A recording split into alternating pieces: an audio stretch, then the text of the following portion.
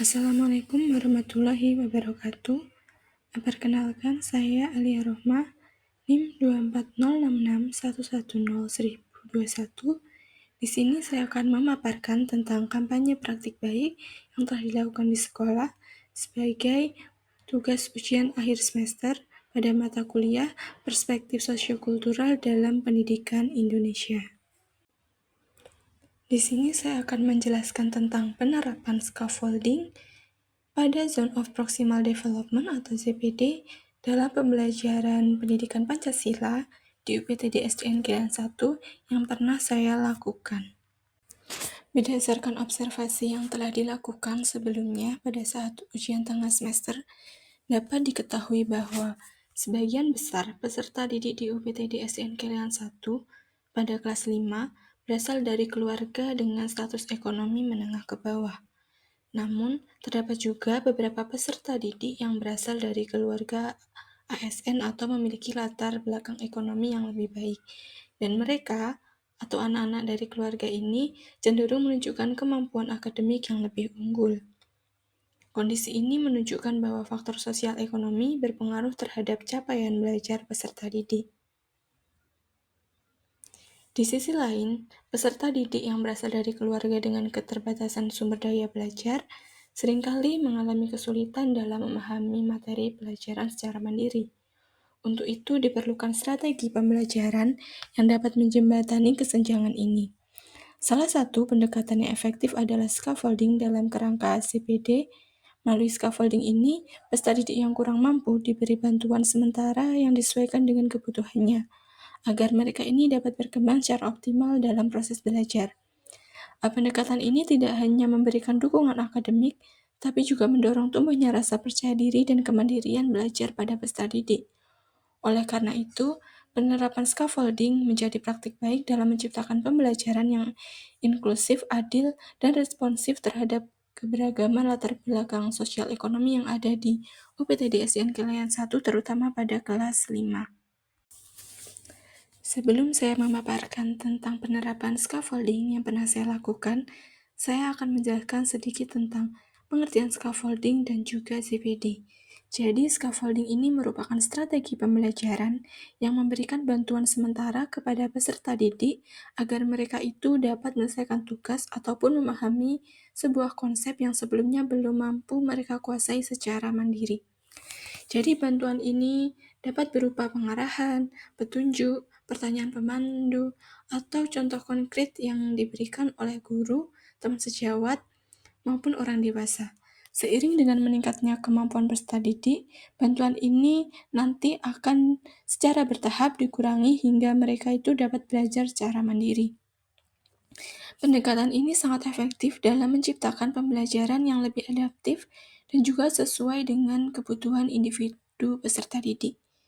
Nah, konsep scaffolding ini juga berkaitan erat dengan teori Zone of Proximal Development atau ZPD yang dikembangkan oleh Lev Vygotsky, dan menurut Vygotsky, ZPD ini merupakan jarak antara kemampuan yang dimiliki peserta didik secara mandiri dengan kemampuan yang dapat mereka capai melalui bantuan dari orang lain, dalam artian orang lain yang lebih kompeten. Melalui interaksi sosial, seperti dialog, bimbingan, dan juga kolaborasi, peserta didik ini dapat berkembang ke tahap yang lebih tinggi dalam proses berpikirnya.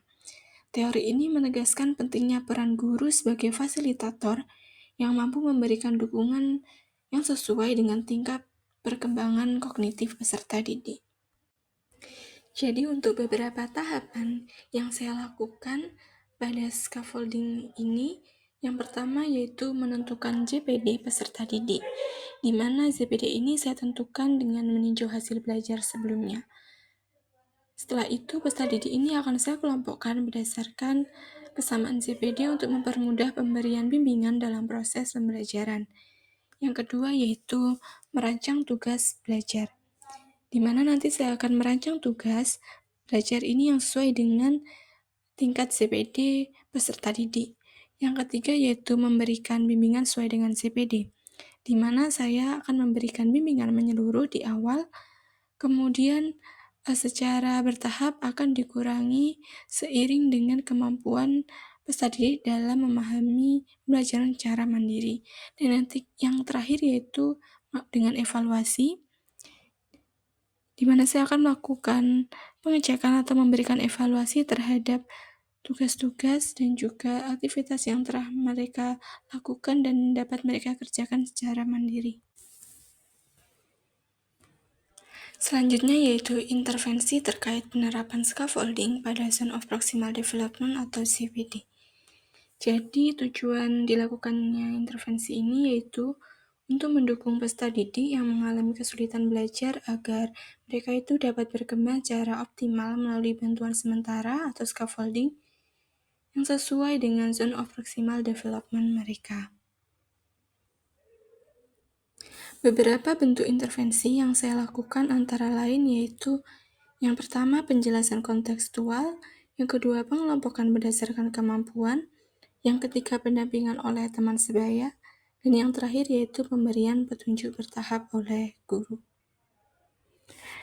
Yang pertama yaitu penjelasan kontekstual, di mana pada tahapan ini saya akan mengaitkan materi pembelajaran dengan konteks kehidupan sehari-hari mereka, terutama yang relevan dengan latar belakang sosial dan juga budaya peserta didik saya.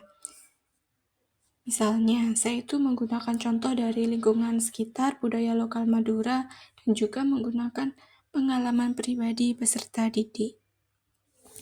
Hal ini saya lakukan dengan tujuan agar materi tersebut lebih mudah dipahami dan juga terasa lebih bermakna, terutama bagi peserta didik yang berasal dari lingkungan dan juga dengan akses belajar yang terbatas. Selanjutnya yaitu pengelompokan berdasarkan kemampuan dan pendampingan oleh teman sebaya. Nah, peserta didik ini saya kelompokkan berdasarkan tingkat pemahaman dan juga kemampuan kognitif yang telah saya ambil dari hasil asesmen awal atau asesmen diagnostik yang telah dilakukan sebelumnya.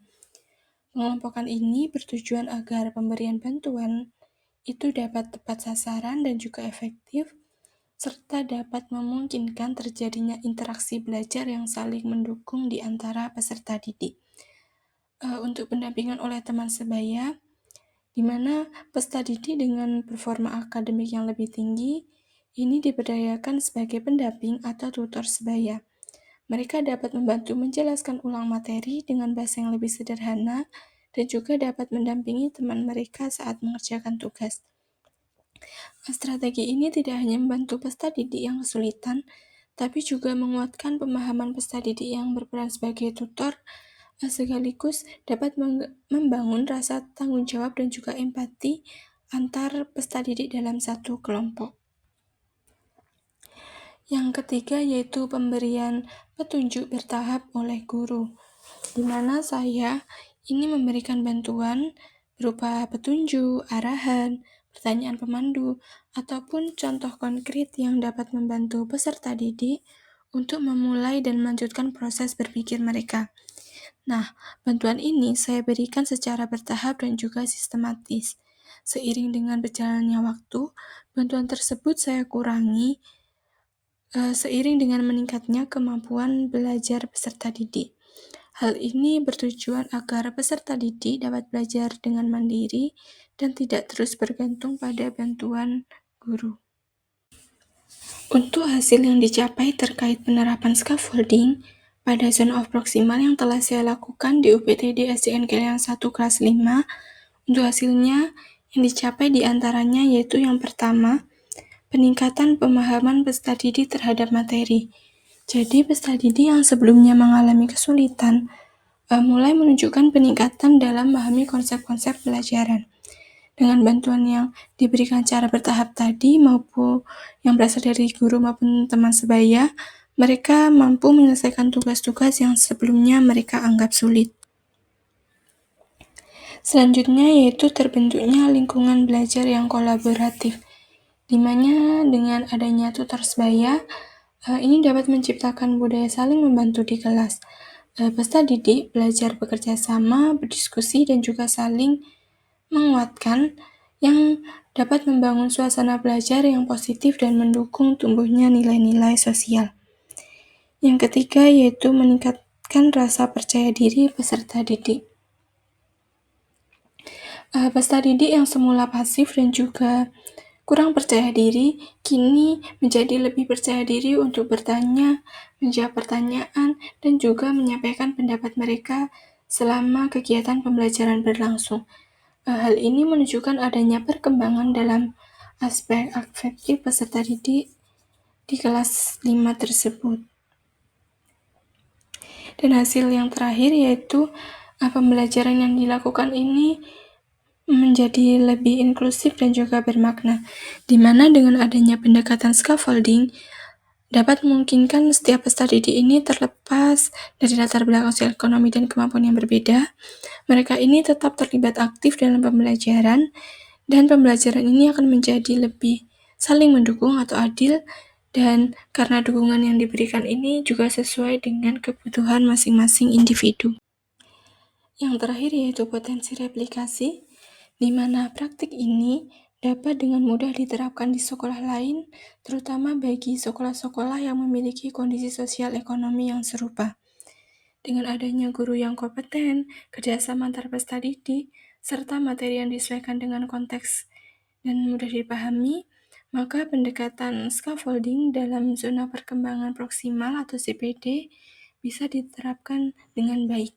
Nah, keberhasilan pendekatan ini bergantung pada pemetaan kebutuhan belajar peserta didik di awal, kemudian pemberian bantuan secara bertahap, serta dukungan menyeluruh dari seluruh warga sekolah dalam menciptakan lingkungan belajar yang positif.